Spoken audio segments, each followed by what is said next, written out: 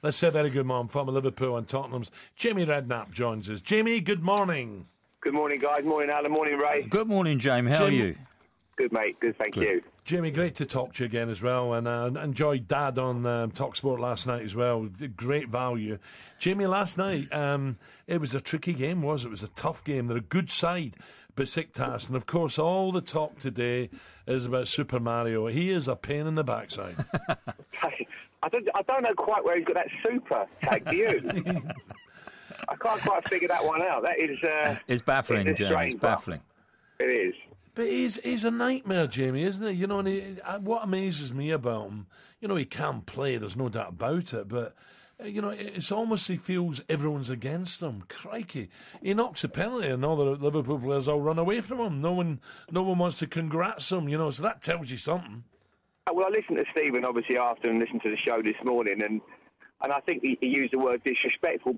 The problem you have with someone like Mario, I don't really think he has a lot of respect for anybody. No rules, managers. He's worked with some of the best managers in Prandelli, Mourinho, Mancini. Everybody's tried with this young man, but nobody ever seems to get to the bottom of it. Listen, the objective is to put it in the back of the net. Thankfully, that's what he did. But it's not nice to see players arguing like that on the field. He's an incredibly confident penalty taker, and he's very, very good at it.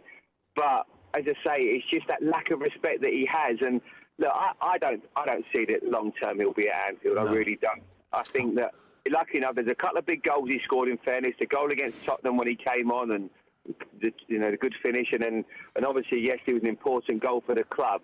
But I'm sure that Brendan Rodgers is thinking this guy is more hassle than he's worth, because he hasn't produced the quality that you'd like.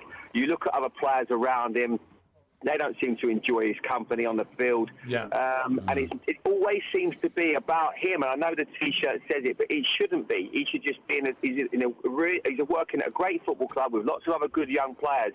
And I'm sure the other players look around and say, why does this guy get so much focus and attention when really he doesn't deserve that? No, he doesn't. Jamie, I was saying to Alan earlier as well, old stages, and I hate going back to when we played and this, that and the other, but they wouldn't have allowed him to get away with this. Jordan Henderson almost surrendered the ball to him last night. Yeah, it's a difficult one. I can imagine Jordan had mixed feelings, because I've been in a situation before where I was playing with Fowler and Owen. Both of those got injured in the game against Manchester United, and I was next in, and I'm looking around thinking, right, who's taking this? And it was me, and I was going, oh, leave it. This is all on it.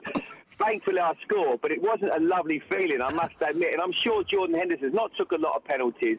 So, as a captain, he put him in a really difficult position. Yeah. But as I say, the ball was in the back of the net. That's important. We've seen it before. We remember years ago with Frank Lampard and Paolo Di Canio, and the Kevin Morales one earlier on in the season.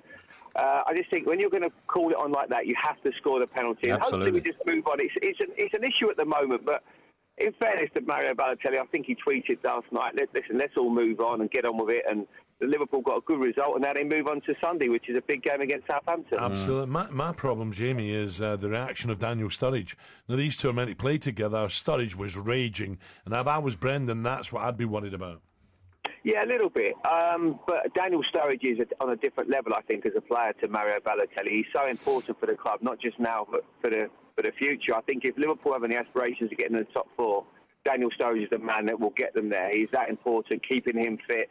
And I'm sure that Mario Balotelli will be involved in some capacity, maybe the odd game here and there, but mainly off the bench, because I look at Sterling, Sturridge and Coutinho as a front three that can cause anybody problems. I don't foresee that Mario will be in the mix there, really, unless they have a couple of injuries. Yeah. Jamie, what about this fourth spot or third spot even? I think Arsenal finished third, but it's only my opinion. Can Liverpool squeeze in there? Because United going, not playing well, but up there. Can Liverpool gate crash the top four?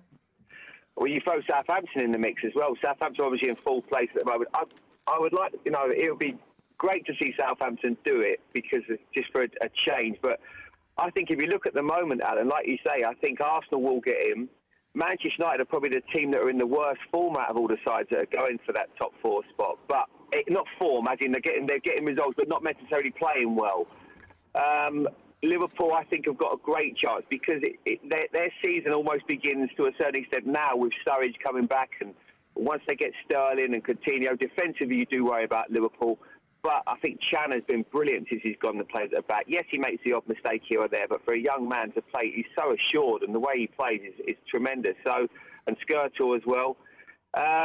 It's really going to be tight. I think that whoever can maintain their form, I think Champions League and Europa League for Liverpool and everybody else is going to be difficult, whereas Manchester United haven't got that to contend with, have they? No. Jamie, weekend coming up, London Derby, Spurs, West Ham.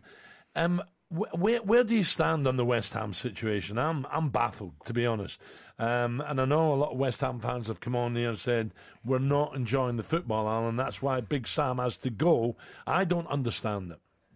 I'm exactly the same as you, Alan. I've watched a lot of West Ham this year. I was a West Ham supporter as a kid, and I'm not quite sure what they want there sometimes. I think the football has been good. I think this year, I think the signings of Saka and Valencia have been good. I think sometimes Sam Allardyce's reputation goes before him, and it's unfortunate, really, because he does a really good job everywhere he goes. And if you look at the clubs where he leaves, they always end up seeming to get in trouble. We should look at Bolton, and Newcastle were relegated after he left.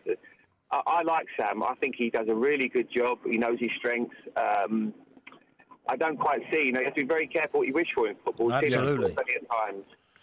Jamie, Dad was on Drive, as I say, yesterday. He was talking about Harry Kane, saying at the moment, up to this point, he's his favourite player of the Premier League. And I don't think too many people would argue with that. No, I agree. I think you nicked that line off me, to be honest. I said that to him the other day. You better not get on telly with you, Jamie. I know, you've got to spend plenty of spare time. Absolutely. I enjoyed listening to it yesterday. It was really good, I think. I couldn't disagree with that. I think Aguero's obviously an exceptional player, incredible, but he's missed parts of the season. Sanchez has been amazing. Costa? I think Harry Kane, Costa as well. Harry Kane, Hazard, but I can't disagree. I think Harry Kane has been incredible for a young man to produce the performances he has. And what I think, I think if you look at it before he came into the team at Tottenham, I think Tottenham looked like a mid-table team. Then all of a sudden he's now come in, and you can see the players like Eriksen, he's elevated their performances, and everybody around him has been lifted. The crowd love him. And all of a sudden, and you know what it's like, guys, the atmosphere and the intensity in the stadium with the fans, it completely lifts everybody, and I think that's what Harry Kane has pretty much single-handedly done there. Yeah, Dad was saying last night as well, Jamie, he was talking about John Terry, and obviously there's a bit of talk about John getting a new contract at Chelsea, that he'd give him a 3-year deal at Chelsea. You know what I feel about John. I think John's a fantastic footballer and good for the club. Oh, right. I mean, I'm the same. I think 3 years might be a bit extreme. He was about 48, wasn't he? But certainly another year. I mean, you wouldn't even contemplate it. I think a couple of years ago when Rafa Benitez was there, he was under pressure. Maybe was he going to start? And he was getting left out, which was obviously ridiculous at the time. But now you look at Zuma and Gary Cahill, they're the ones that are vying for the place alongside John Terry. I think it's a no-brainer to give John Terry another year. If they don't, Ray, I'm sure other clubs will be jumping at the opportunity to sign him up. Most certainly. Jamie, what about Dad? Look, if Sam goes, is there a possibility that Dad would look at West Ham? Is that a possibility? Will Dad come back? I think he'll come back, but I wouldn't foresee West Ham as an option, really. No, I don't. You never know, but I think, as I say, it's strange to even be talking about this while Sam's still in a job and he's doing such a good one at that. It puts a lot of pressure on them now because they were going so well, and all of a sudden that can change everybody's, from a player's point of view. You know what it's like. We've all been in a dressing room. If you know the manager's going, we'll go, well, he's not going to be here next year. Does it really matter? You know, it can happen at clubs. So they've got to keep going. Who knows? If Sam keeps the performances up, then they might change their mind. But I don't see my dad as a contender for that one, though.